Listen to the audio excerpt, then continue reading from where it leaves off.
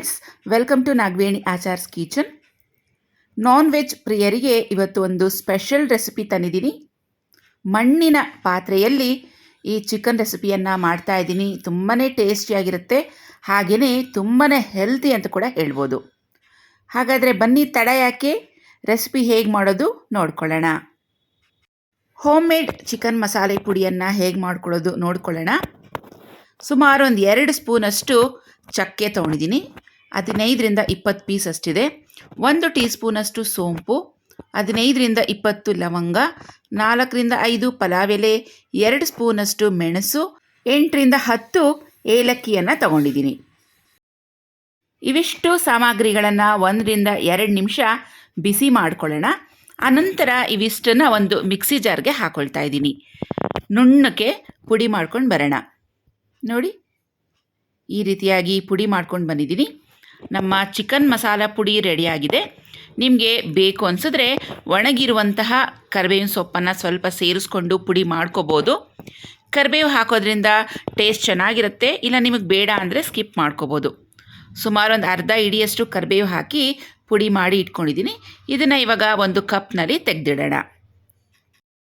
ಹಾಗೆಯೇ ಇದಕ್ಕೆ ಒಂದು ಪೇಸ್ಟನ್ನು ತಯಾರಿ ಮಾಡ್ಕೊಳ್ಳೋಣ. ಸುಮಾರು 1 ಕಪ್ಪಷ್ಟು ತೆಂಗಿನಕಾಯನ್ನು ತೊಗೊಂಡಿದ್ದೀನಿ. ಆದಷ್ಟು ಫ್ರೆಶ್ ಆಗಿರುವಂಥ ತೆಂಗಿನಕಾಯಿ ತೊಗೊಳ್ಳಿ. ನಮ್ಮ ಚಿಕನ್ ರೆಸಿಪಿ ಕ್ರೀಮಿಯಾಗಿ ಟೇಸ್ಟಿಯಾಗಿ ಬರುತ್ತೆ. ಜೊತೆಗೆ 1 ಟೀ ಸ್ಪೂನಷ್ಟು ಗಸಗಸೆಯನ್ನು ತೊಗೊಂಡಿದ್ದೀನಿ. ಇವೆರಡನ್ನು ಮಿಕ್ಸಿ ಜಾರ್ಗೆ ಸೇರಿಸ್ಕೊಂಡು ಸ್ವಲ್ಪ ನೀರು ಹಾಕ್ಕೊಂಡು ನುಣ್ಣಕ್ಕೆ ರುಬ್ಕೊಂಬರೋಣ. ಈಗ ನಮ್ಮ ತೆಂಗಿನಕಾಯಿ ಗಸಗಸೆ ಪೇಸ್ಟ್ ರೆಡಿಯಾಗಿದೆ. ಹಾಗೆಯೇ ಈ ನಮ್ಮ ರೆಸಿಪಿಗೆ ಬೇಕಾಗಿರುವಂಥ ಎಲ್ಲ ಸಾಮಗ್ರಿಗಳನ್ನು ಜೋಡಿಸಿ ಇಟ್ಕೊಂಡಿದ್ದೀನಿ. ಇವತ್ತು ಏನು ಸ್ಪೆಷಲ್ ಅಂತ ಹೇಳಿದ್ರೆ, ನಮ್ಮ ರೆಸಿಪಿ ತಯಾರಿ ಆಗ್ತಿರೋದು ನಮ್ಮ ಮನೆಯ ಟೆರೆಸ್ ಮೇಲೆ. ಇವಾಗ ಸಮ್ಮರ್ ಆದ್ದರಿಂದ ತುಂಬಾ ಬಿಸಿ ಇರುತ್ತೆ ಅಡುಗೆ ಮನೆಯಲ್ಲಿ, ಅಡುಗೆ ಮಾಡೋಕ್ಕೆ ಆಗ್ತಾಯಿಲ್ಲ. ಆದ್ದರಿಂದ ಇವತ್ತು ನಿಮಗೋಸ್ಕರ ಸ್ವಲ್ಪ ಡಿಫ್ರೆಂಟ್ ಆಗಿರಲಿ ಅಂತೇಳಿ ನಮ್ಮ ಟೆರೆಸ್ನಲ್ಲಿ ಕುಕ್ ಮಾಡ್ತಾಯಿದ್ದೀನಿ. ಹಾಗಾದರೆ ಬನ್ನಿ, ಎಲ್ಲ ಇವಾಗ ನಮ್ಮ ಟೆರೆಸ್ಗೆ ಹೋಗೋಣ.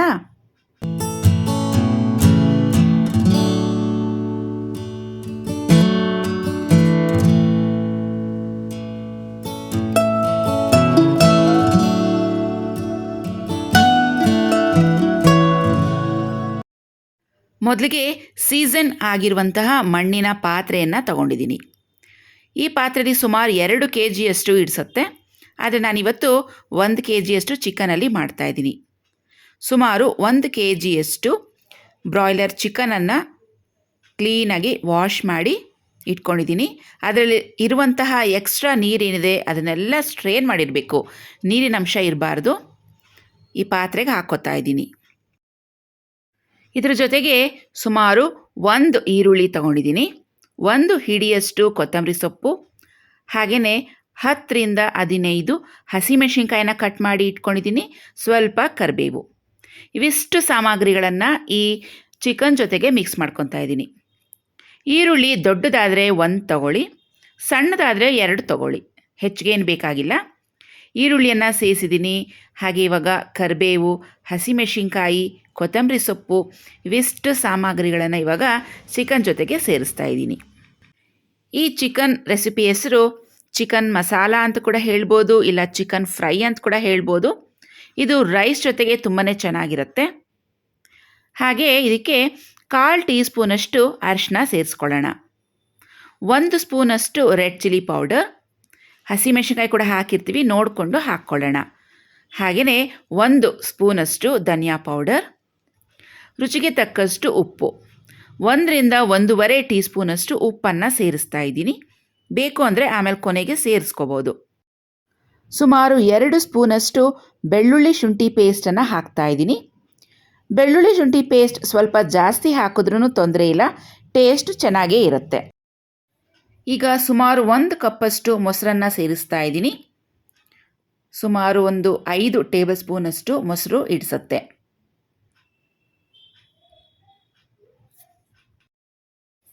ಈಗ ಇದನ್ನು ಚೆನ್ನಾಗಿ ಮಿಕ್ಸ್ ಮಾಡ್ಕೊಳ್ಳೋಣ. ಆದಷ್ಟು ಕೈಯಲ್ಲಿ ಮಿಕ್ಸ್ ಮಾಡೋದ್ರಿಂದ ಈ ಚಿಕನ್ ರೆಸಿಪಿ ಟೇಸ್ಟು ಮತ್ತಷ್ಟು ಜಾಸ್ತಿ ಆಗುತ್ತೆ. ಇವತ್ತು ಮಾಡ್ತಿರುವಂಥ ಈ ಚಿಕನ್ ಮಸಾಲೆ ಹಳ್ಳಿ ಶೈಲಿಯಲ್ಲಿ ಮಾಡ್ತಿರೋದು. ತುಂಬಾ ಬೇಗ ಆಗುತ್ತೆ, ತುಂಬಾ ಈಸಿ ರೆಸಿಪಿ. ಬ್ಯಾಚುಲರ್ಸ್ ಖಂಡಿತವಾಗಿಯೂ ಈ ರೆಸಿಪಿಯನ್ನು ಟ್ರೈ ಮಾಡ್ಬೋದು. ತುಂಬಾ ಈಸಿ ಹಾಗೂ ಟೇಸ್ಟಿ ರೆಸಿಪಿ. ಅದರಲ್ಲೂ ಮಣ್ಣಿನ ಪಾತ್ರೆಯಲ್ಲಿ ಈ ಚಿಕನ್ ಮಸಾಲೆ ಮಾಡ್ತಿರೋದ್ರಿಂದ ಟೇಸ್ಟ್ ಅಂತೂ ಅದ್ಭುತವಾಗಿರುತ್ತೆ. ನೋಡಿ, ಚೆನ್ನಾಗಿ ಮಿಕ್ಸ್ ಮಾಡಿದ ನಂತರ ಕೊನೆಯಲ್ಲಿ 3ರಿಂದ 4 ಟೇಬಲ್ ಸ್ಪೂನಷ್ಟು ಎಣ್ಣೆಯನ್ನು ಹಾಕಬೇಕು. ಸುಮಾರು 100 ml ಅಂತ ಇಟ್ಕೊಳ್ಳೋಣ. 1 kgಯಷ್ಟು ಚಿಕನ್ಗೆ 100 ml ಅಷ್ಟು ಎಣ್ಣೆ ಬೇಕಾಗುತ್ತೆ. ಒಟ್ಟಿಗೆ ಇದನ್ನೆಲ್ಲ ಹಾಕಿ ಕಲಸಿ ಇಟ್ಬಿಡಬೇಕು.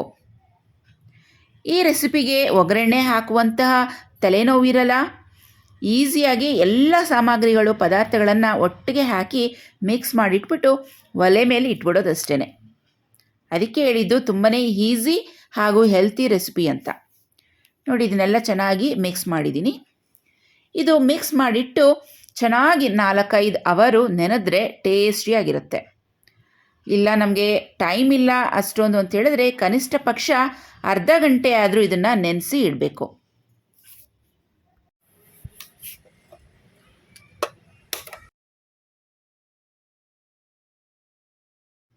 ಈಗ ಮಿಕ್ಸ್ ಮಾಡಿಟ್ಟಿರುವಂಥ ಈ ಪಾತ್ರೆಯನ್ನು ಸ್ಟವ್ ಮೇಲೆ ಇಡ್ತಾ ಇದ್ದೀನಿ. ಇದು ಆಲ್ರೆಡಿ ಸೀಸನ್ ಆಗಿರುವಂಥ ಮಣ್ಣಿನ ಪಾತ್ರೆ. ಮಣ್ಣಿನ ಪಾತ್ರೆ ಸೀಸನ್ ಹೇಗೆ ಮಾಡ್ಕೊಳ್ಳೋದು ಅಂತ ನಿಮಗೆ ವಿಡಿಯೋ ಬೇಕಿದ್ದರೆ ದಯವಿಟ್ಟು ನೀವು ಕಮೆಂಟ್ ಬಾಕ್ಸ್ನಲ್ಲಿ ಕಮೆಂಟ್ ಮಾಡ್ಬೋದು. ನಮ್ಮ ಮುಂದಿನ ವಿಡಿಯೋದಲ್ಲಿ ಟ್ರೈ ಮಾಡ್ತೀನಿ ನಾನು ಮಣ್ಣಿನ ಪಾತ್ರೆಗಳನ್ನು ಹೇಗೆ ಸೀಸನ್ ಮಾಡ್ಕೋಬೋದು ಮನೆಯಲ್ಲೇ ಈಸಿಯಾಗಿ ಅಂತ. ನೋಡಿ, ಈಗ ಒಂದು ಲಿಡ್ಡನ್ನು ಕವರ್ ಮಾಡಿಟ್ಕೊಂಡು ಮೀಡಿಯಮ್ ಫ್ಲೇಮ್ನಲ್ಲಿ ಇದನ್ನು ಬೇಯಿಸ್ಕೊಳ್ಳೋಣ. ಬನ್ನಿ, ಅಷ್ಟರಲ್ಲಿ ನಮ್ಮ ಮಲ್ಲಿಗೆ ಗಿಡ ಹೇಗೆ ಬೆಳೆದಿದೆ ಅಂತ ನಿಮಗೆ ತೋರಿಸ್ತೀನಿ. ನೋಡಿ, ಇವಾಗ ಮಲ್ಲಿಗೆ ಸೀಸನ್ ಅಲ್ವಾ, ಗಿಡದ ತುಂಬ ಮಲ್ಲಿಗೆ ಹೂ ಬಿಟ್ಟಿದೆ. ಫುಲ್ ಗಿಡ ಮೊಗ್ಗಾಗಿದೆ. ನೋಡ್ತಾ ಇದ್ದೀರಾ ಎಷ್ಟು ಚೆನ್ನಾಗಿದೆ ಅಂತ. ನಿಮಗೆ ವಿಡಿಯೋದಲ್ಲಿ ಅಷ್ಟು ಗೊತ್ತಾಗ್ತಿದೆ ಎಲ್ಲೋ ಗೊತ್ತಿಲ್ಲ, ಆದರೆ ಡೈರೆಕ್ಟಾಗಿ ನೋಡೋದಕ್ಕೆ ತುಂಬಾ ಖುಷಿಯಾಗುತ್ತೆ. ಈ ಗಿಡ ನಮ್ಮ ಟೆರೆಸ್ ಮೇಲೆ ಒಂದು ಪಾಟ್ನಲ್ಲಿ ಹಾಕಿರೋದಷ್ಟೇ. ಅದೇ ಗಿಡ ನೆಲದ ಮೇಲೆ ಹಾಕಿದರೆ ಇನ್ನೂ ಎಷ್ಟು ಹೂಗಳು ಬಿಡೋದಲ್ವಾ. ಈ ಗಿಡ ನೋಡ್ತಾ ಇದ್ದರೆ ಒಂದು ಒಗಟು ಗ್ಯಾಪ್ನ ಬರುತ್ತೆ. ಹಸಿರು ಗಿಡದ ಮೇಲೆ ಮೊಸರು ಚೆಲ್ಲಿದೆ. ಅವಾಗವಾಗ ಈ ಚಿಕನನ್ನು ಮಿಕ್ಸ್ ಮಾಡ್ಕೊಳ್ತಾ ಇರೋಣ, ಇಲ್ಲಾಂದರೆ ಕೆಳಗೆ ಸೀದಂಗೆ ಆಗಿಬಿಡುತ್ತೆ. ಈ ಚಿಕನ್ಗೆ ಎಕ್ಸ್ಟ್ರಾ ನೀರೇನೂ ಹಾಕಬೇಕಾಗಿಲ್ಲ. ಚಿಕನಲ್ಲಿ ಇರುವಂಥ ನೀರೆಲ್ಲ ಆಚೆ ಬಂದಿದೆ. ಹಾಗೆ ಇದಕ್ಕೆ ಮೊಸರು ಕೂಡ ಹಾಕಿದ್ವಲ್ಲ, ಅದಷ್ಟೇ ನೀರಲ್ಲಿ ನಮ್ಮ ಚಿಕನ್ ಬೇಯುತ್ತೆ. ಈ ಥರ ಮಾಡೋದ್ರಿಂದ ಅದರ ಟೇಸ್ಟ್ ಇನ್ನೂ ಹೆಚ್ಚಾಗುತ್ತೆ. ನೋಡಿ, ಚಿಕನ್ ಆಲ್ಮೋಸ್ಟ್ 80% ಅಷ್ಟು ಬೆಂದಾಗಿದೆ. ಸ್ಪೂನಲ್ಲಿ ಈ ಥರ ಕಟ್ ಮಾಡಿದ್ರೆ ಈಸಿಯಾಗಿ ಕಟ್ ಆಗ್ತಿದೆ. ಈಗ ನಾವು ಈ ಮಸಾಲೆ ಪುಡಿಯನ್ನು ಮಾಡ್ಕೊಂಡಿದ್ವಲ್ಲ, ಚಿಕನ್ ಮಸಾಲ ಪುಡಿ, ಇದನ್ನು ಹಾಕ್ಕೊಳ್ಳೋಣ. ಸುಮಾರು ಒಂದು 2 ಸ್ಪೂನಷ್ಟು ಹಾಕ್ತೀನಿ. ಧನಿಯಾ ಪೌಡರ್ 2ರಿಂದ 2.5 ಸ್ಪೂನಷ್ಟು ಹಾಕ್ತಾಯಿದ್ದೀನಿ.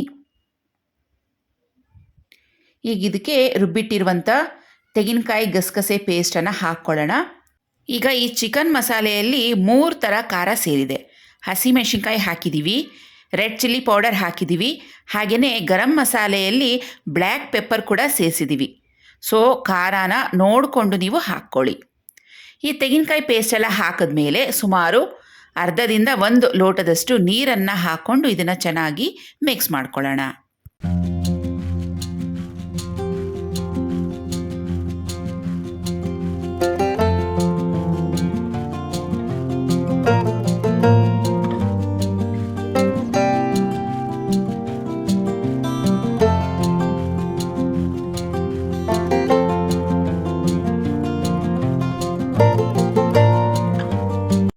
ತೆಂಗಿನಕಾಯಿ ಗಸಗಸೆ ಪೇಸ್ಟನ್ನು ಹಾಕಿದ್ವಲ್ಲ, ಇದನ್ನೆಲ್ಲ ಇವಾಗ ಚೆನ್ನಾಗಿ ಮಿಕ್ಸ್ ಮಾಡ್ಕೊಳ್ಳೋಣ.